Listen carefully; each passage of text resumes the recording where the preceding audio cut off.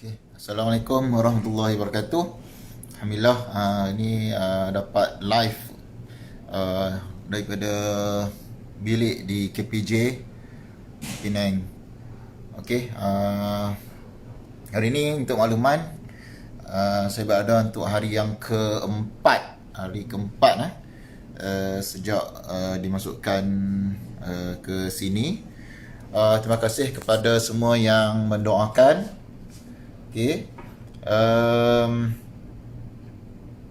Jadi mungkin ada setengah nak tahu lebih lanjut, saya akan kongsi apa yang saya dapat sepanjang mungkin 3 ataupun 4 hari berada di sini. Mungkin dapat dijadikan panduan, manalah tahu kan. Sebab ada setengah ni kita tak pernah dengar penyakit yang pelik-pelik macam ni. Dan ini pun kali pertama saya dapat ni, dan saya akan share lah. Sebenarnya yang saya share sebelum ni dalam video yang saya yang dalam 3 ataupun 4 hari lepas, apa yang saya maklumkan, yang apa penyakit yang saya kena ni, kalau ikut bahasa saintifiknya disebut herpes zoster.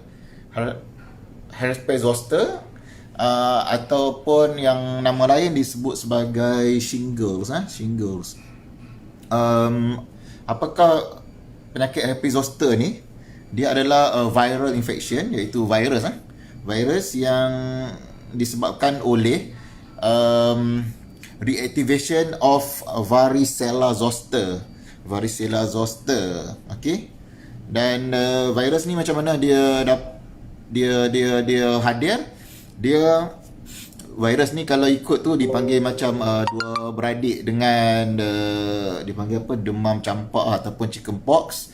So untuk mendapat virus ni, syarat pertamanya adalah pernah kena chickenpox ataupun demam campak. Tak kira lah waktu kecil ke sebelum ni waktu besar.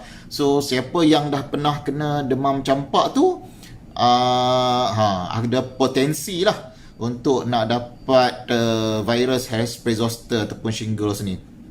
So kalau ikut apa yang saya baca, 1/3 orang akan kena lah, kalau tak silap saya lah, ikut apa yang saya baca. Dia adalah salah satu daripada family zoster virus. Makna kata, kalau tak silap saya, yang saya sempat baca tu adalah dia ada banyak kategori, kalau tak 10 pun mungkin belas. So yang saya hadapi ni, herpes zoster ni adalah mungkin salah satu daripada family tersebut lah. Okay, ada sesuatu yang menarik yang mungkin saya nak share tentang virus ni. Okay, baru saja mungkin 1-2 hari ni saya pun doktor dah buat visit dan share something. So saya akan share jugalah dengan semua yang mendengar kali ni, mungkin boleh belajar something.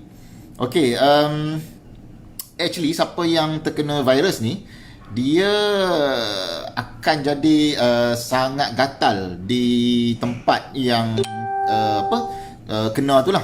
So jadi, dan virus ni dia menariknya, dia apabila macam saya kata tadi tu, demam campak, dos yang ada demam campak, sebenarnya once kita demam campak, kita baik ataupun pulih daripada demam campak, dia sebenarnya virus tu dia tak mati.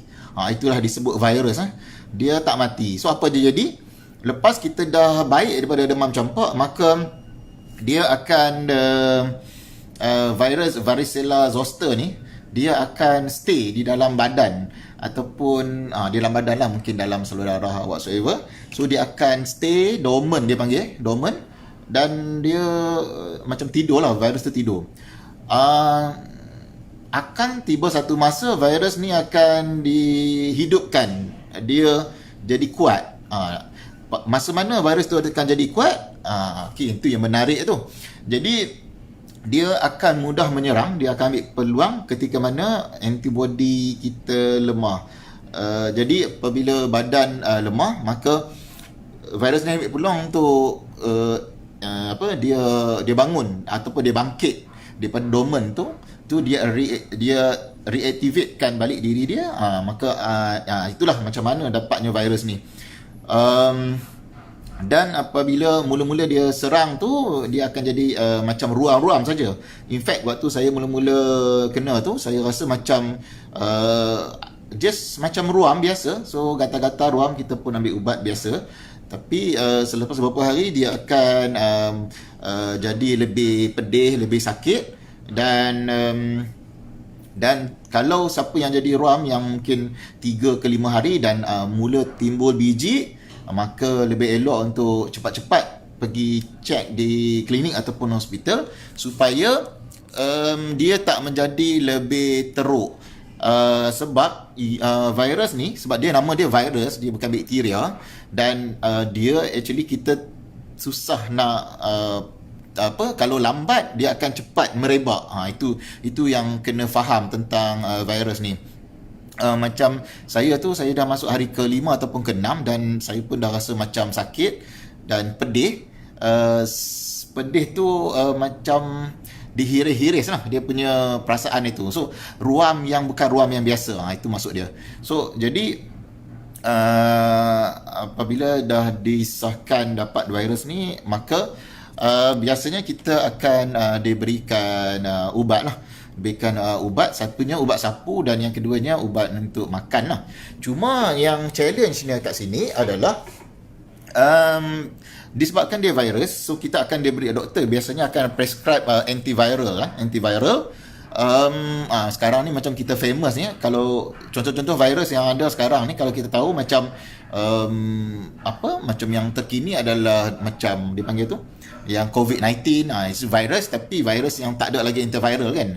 So untuk yang herpes zoster ni, dia virus tapi dia memang ada antiviral untuk nak lawan lah. Cuma dia punya yang agak susah ni, yang saya just nak share, kalau kita lambat dia akan cepat merebak. Itu satu yang saya punya nasihat, dan doktor pun bagi tahu saya, alhamdulillah stage yang awal yang tak banyak sangat lagi, itu pun dah ada 2 tempat dia dah spread out, dia dah merebak. So kalau lagi banyak tempat dia merebak, so lagi sakit, lagi lambat lah treatment, sebab dia cepat merebak kan, dia merebak melalui salur darah. Okey, tu saya share. Dan selepasnya lagi satu yang saya kata tu yang agak susah sikit, kalau treatment di rumah, biasanya kita akan doktor akan prescribe ubat antiviral tu kena makan. Kalau melalui makan, dia kena 5 kali sehari. 5 kali sehari, bukan macam biasa kita makan ubat antibiotik yang 2 kali, 3 kali ataupun 4 kali. Ini 5 kali. Jadi tuan-tuan dan perempuan kalau di luar sana mungkin boleh bayangkan, agak-agak rajin tak 5 kali sehari untuk makan ubat antivirus ni, untuk nak lawan dengan virus virus varicella zoster ni ataupun penyakit herpes zoster ni. So tuan-tuan bayangkan dan perempuan bayangkan, 5 kali sehari tu bermaksud setiap 4 ke 5 jam. So jadi doktor ada share, dia kata challenge untuk kalau siapa yang mengidap virus ni, penyakit ni, herpes zoster ni, dia bayangkan 5 kali sehari, maksudnya kalau siang okey lah, mungkin kita makan pukul 8 pagi, lepas 5 jam mungkin pukul 8.5, 12 tengah hari. Petang mungkin kita makan pukul 5 petang. Okey, 8.5 pukul 1 kalau makan pukul 8 pagi, lepas tu 1 tengah hari, 1.5 pukul 6 petang. So lepas 6 petang kita akan mungkin makan, lepas 5 jam seterusnya kita makan pukul 11 malam. Tapi kita kena bear in mind that kalau malam tu memang kita kena bangun malam lah untuk makan. Kalau pukul 3 atau 4 pagi, memang kena makan pukul 3 ke 4 pagi. So that's the challenge. Dan kalau kita termiss satu tempoh masa, contoh dia, sepatutnya makan 5 tapi kita makan 4, ataupun biasanya doktor sebut tadi, biasanya orang akan makan 3 kali sehari, sebab kita akan makan ubat waktu makan kan, makan pagi, makan tengah hari, makan petang atau malam, biasanya macam tu. So jadi kita kena pandai jadualkan masa nak makan, lepas tu masa dah makan nasi atau semua, dah nak makan ubat. Jadi itu yang challenge kita lah, nak kena timing masa makan dengan masa makan kita tu, pagi, petang, malam apa semua tu, dengan masa nak makan ubat. So doktor kata biasanya orang akan just akan makan ubat ni 3 kali je.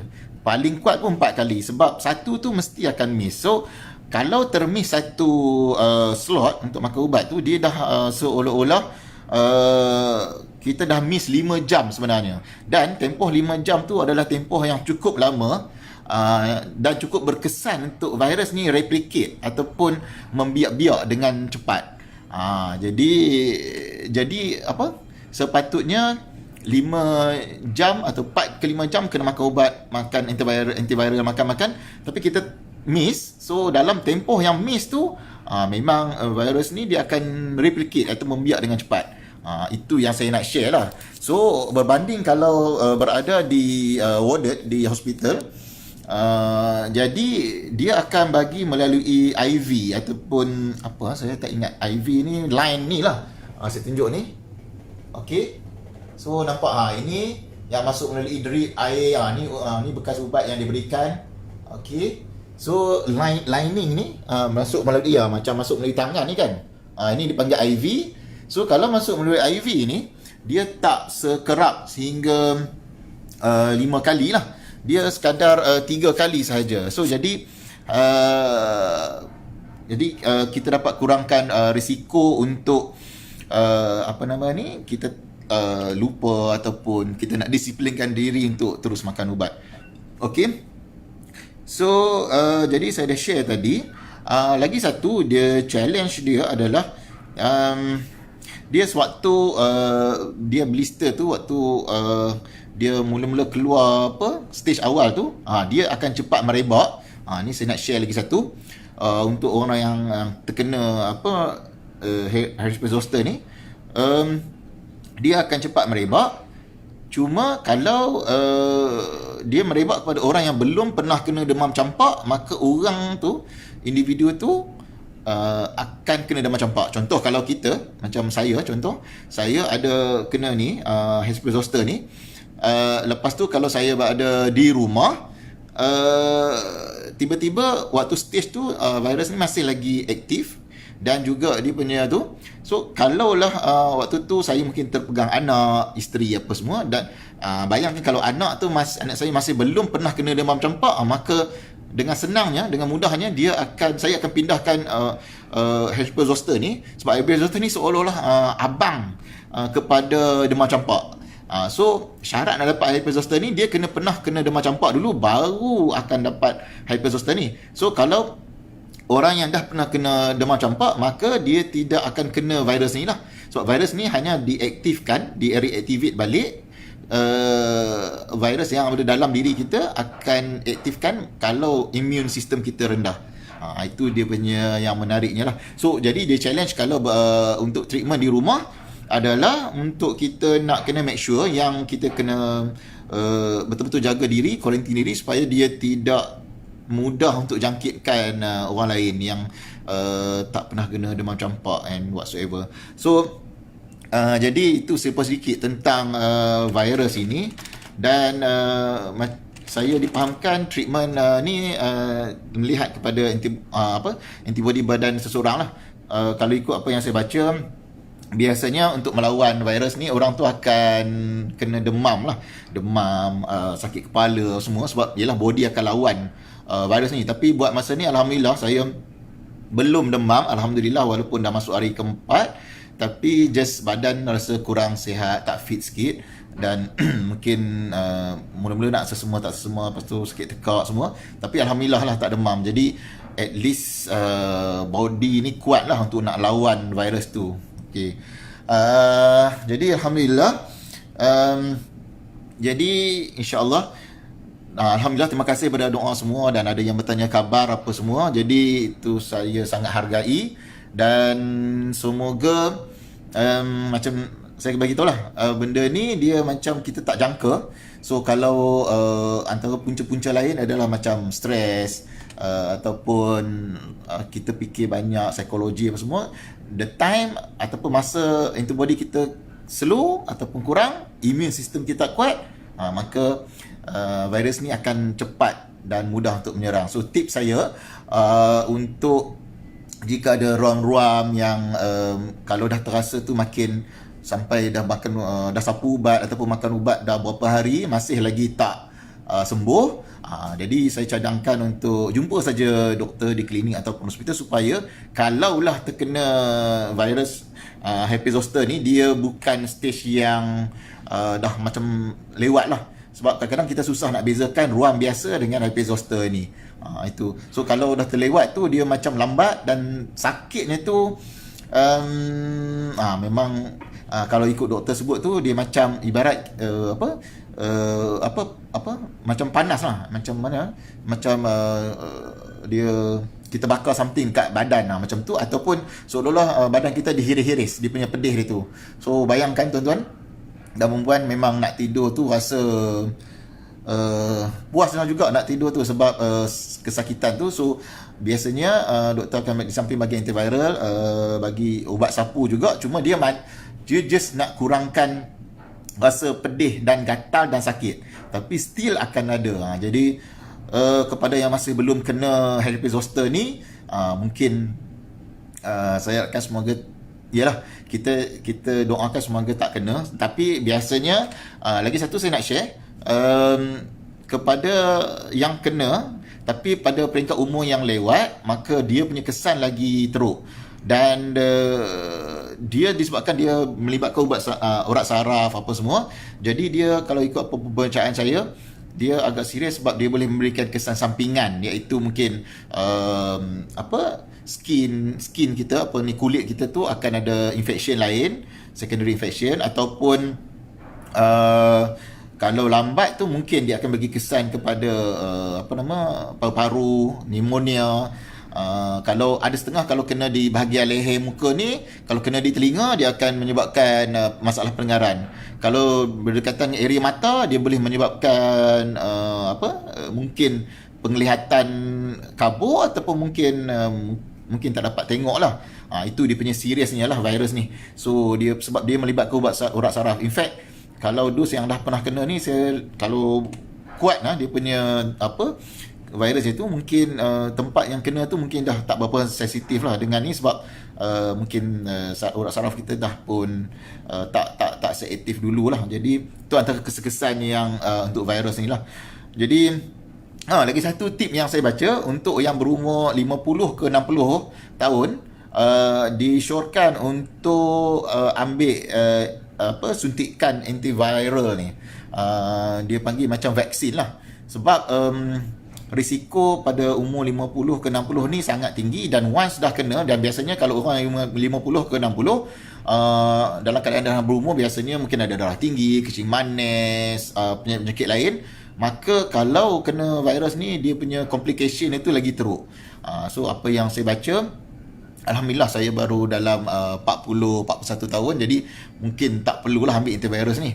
Dan itu pun terasa juga, kesan itu sakit juga. Cuma yang di luar sana, kalau yang dah berumur 50 ke 60 dan pernah kena demam campak, tapi belum pernah kena ni herpes zoster ni, adalah disyorkan untuk ambil antivirus tu, supaya kalaulah terkena herpes zoster ni, kalau terkena, kesan daripada herpes zoster tu taklah seteruk kita tak ambil antiviral tu. Jadi mungkin boleh refer balik dengan doktor kalau rasa nak ambil, dan adalah lebih baik ambil lah. Sebab kalau ikut yang saya baca, itulah, at least dia boleh protect kalau kena. Jadi complication itu tak seteruk yang untuk orang yang tak ambil antiviral, ataupun tak ambil vaksin. Okey. Saya rasa itu saja yang saya boleh share daripada sini. Kalau tiada apa-apa tu, mungkin doktor sebut hari ini ada hari keempat, mungkin 1-2 hari lagi dah boleh discharge. Tengok pada keadaan tempat yang mana ruam tu tumbuh, supaya at least kalau dapat discharge pun bukan stage untuk dapat dipanggil apa tu, dapat merebakkan menjangkiti orang lain. Itu yang stage yang kalau itu dah boleh balik ke rumah, supaya lebih mudah lah untuk jaga. Okey, di samping tu saya nak share juga kepada yang masih lagi belum mendaftar untuk Summit Reset Hidup, iaitu program online. Saya alhamdulillah salah seorang panel. Jadi akan bermula pada lusa, pada hari Isnin, selama sebulan. Jadi tuan-tuan boleh daftar, boleh tengok. Saya akan tulis di link komen di bawah. Tuan-tuan dan puan-puan, kepada yang belum mendaftar, dia semua ada 48 orang panelis, yang kebanyakannya tu adalah memang practitioner dalam bidang masing-masing. Ada yang keluar TV, televisyen, ada yang keluar surat khabar, ada yang keluar radio IKIM, dan ada yang influencer di social media. Dan banyak tips yang akan di-sharekan dalam beberapa trust, iaitu ada yang trust kesihatan, trust kekeluargaan, kepimpinan dan lain-lain. Jadi just to share, semuanya ada 48 orang panelis, dan setiap panelis akan ambil satu jam punya slot, dan tuan-tuan akan dimasukkan lepas pelajaran, akan dimasukkan ke dalam satu grup tertutup, Facebook link tertutup. Setiap hari selama sebulan, setiap hari akan ada sharing oleh panel-panel, dan boleh juga berinteraksi dengan panelis di Facebook group tersebut selama sebulan. Dan pada yang menariknya, pada hujung minggu, kalau siapa yang lagi satu, kalau yang tak dapat lihat secara live, sesi secara live, boleh sahaja tengok balik rakaman tu pada waktu petang ataupun pada waktu malam. Dan juga yang menariknya, bukan setakat tu, boleh juga ditonton berulang-ulang kali dalam tempoh 10 bulan. Jadi itu dari segi dia punya sharing. Dan pada waktu hujung minggu pula akan ada sesi forum, live forum bersama panelis. Jadi lebih kurang setiap minggu, Sabtu dan Ahad, satu forum mungkin lebih kurang sejam ke sejam setengah. Jadi semua ada 48 orang panelis yang akan sharing di dalam program ini. Untuk harga kalau diikutkan, harganya adalah 150 full package, tapi disebabkan sekarang ada tempoh promosi sehingga hari 5 hari bulan saya rasa sehingga esok, maka harganya adalah RM99. Jadi boleh tengok di ruangan komen di bawah yang saya akan masukkan di ruangan komen. Boleh lihat, boleh baca apa dia punya tu, dan boleh go through apa pengisian-pengisian yang ada. Dia sangat menarik, sebab biasanya kalau kita pergi pengisian ataupun ceramah, biasanya kita hanya akan jumpa seorang panelis saja, ataupun dua, ataupun satu. Kalau program 2 hari ataupun 3 hari, kita hanya akan jumpa beberapa orang panelis. Tapi untuk program ni, dengan bayaran yang kita buat tu, kita boleh jumpa 48 orang panelis. Dan tuan-tuan dan perempuan boleh tengok apa dia punya berdata panelis di ruangan komen tu. Nanti klik link yang saya share tu, boleh baca, boleh go through, dan kalau rasa berbaloi boleh daftar, insyaAllah. Tapi saya rasa memang agak berbaloi, dan buat masa ni dah lebih kurang mungkin 300-400 orang dah pun mendaftar. Dijangkakan sepanjang ni akan ada lebih kurang 1000 orang akan mendaftar untuk join program ini lah. Jadi program ni dia adalah lagi satu, harganya adalah RM99 sehingga esok sahaja. Dan alhamdulillah, kalau sebagai apa yang saya nampak, memang pengisian tajuk dia tu memang menarik. Dia banyak link dengan macam mana para nabi hadapi ujian lah. Dan ini juga sesuai untuk mungkin kita yang, especially those yang mungkin buat bisnes sendiri, ataupun yang mungkin fikir nak lebih baik, tambah baik, pengalaman, nak cari pengalaman. Dan ada juga sharing daripada bisnes, orang yang buat bisnes yang akan sharing pengalaman bangkit selepas jatuh. Dan mungkin akan tengok macam mana contoh-contoh para nabi hadapi ujian. Itu memang bagi saya agak berbaloi dan mahal, sebab dengan akses dengan jumlah bayaran yang boleh katakan agak berpatutan untuk mendapat program yang full program. So saya syorkan, saya cadangkan untuk hadir, insya-Allah. Dan boleh, yang menarik itu boleh dilihat video tu dalam masa lebih kurang 10 bulan. Itu yang mahal lah. Biasanya kalau kita program, habis program 2-3 hari dah habis. Tapi untuk kali ini, dia boleh lihat lagi. Kalau kita nak tengok tu 10 bulan berada, dia akan simpan di dalam Facebook group tu selama 10 bulan, insyaAllah. So boleh saja untuk tengok profil dan tajuk-tajuk. Saya pun tajuk pun menarik juga, dan banyak tips yang akan dikongsikan. Dan panelis juga yang antara saya dapat sebut adalah Datuk Dr. Fazila Kamsah, salah seorang pemberi ucap utama. Antara lain Datuk Dr. Daniel pun akan bersama. dan juga Datuk Husamuddin daripada Karangcraft, dan juga pada ni TV Al Hijrah lah. So akan bersama, dan banyak lagi panelis lain yang saya rasa, dan pelakon pun ada, Adam Corey tak silap saya pun akan join juga di dalam sesi submit riset online ni. So kita just duduk di rumah saja, dan kita boleh duduk di rumah dan kita boleh lihat pengisian tu. Dan kalau rasa macam tak sempat nak tengok keseluruhan, just tengok mungkin 15 minit, setengah jam, ataupun mungkin sebelum tidur setengah jam, kita boleh tengok balik rakaman tu setiap hari selama sebulan. So dia akan bermula pada hari Isnin ni. Namun jangan risau, pendaftaran masih dibuka. Cuma tu lah, kalau dah melepasi tempoh pendaftaran, maka harganya akan naik ke bukan lagi RM99 lah. Jadi tak apa, saya akan share di komen di bawah. Untuk yang berminat boleh go through, dan kalau ni just terus mendaftar saja, insyaAllah. So jadi itu saja daripada saya di KPJ Penang. InsyaAllah saya doakan semua agar diberikan kesihatan dan dimudahkan urusan. Terima kasih kepada semua yang mendoakan saya. Sebagai tanda ingatan, jadi saya tak sempat nak reply di komen sebab tempoh kalau ambil ubat ni, dia actually kalau ikutkan ni pun dah diubah dah. Asalnya di sini. Jadi disebabkan antiviral ni masuk, dia macam pekat sikit, dah diubah ke sini. So jadi itulah pengalaman berada di hospital. Saya rasa menarik juga. Hari ni dah hari keempat, insyaAllah. Okey, itu saja. Terima kasih atas doa semua, dan saya harapkan kita semua diberikan kemudahan oleh Allah SWT. InsyaAllah hingga berjumpa lagi. Jangan lupa untuk mendaftar di Summit Riset Online. Kita berjumpa di sana, insyaAllah. Assalamualaikum warahmatullahi wabarakatuh.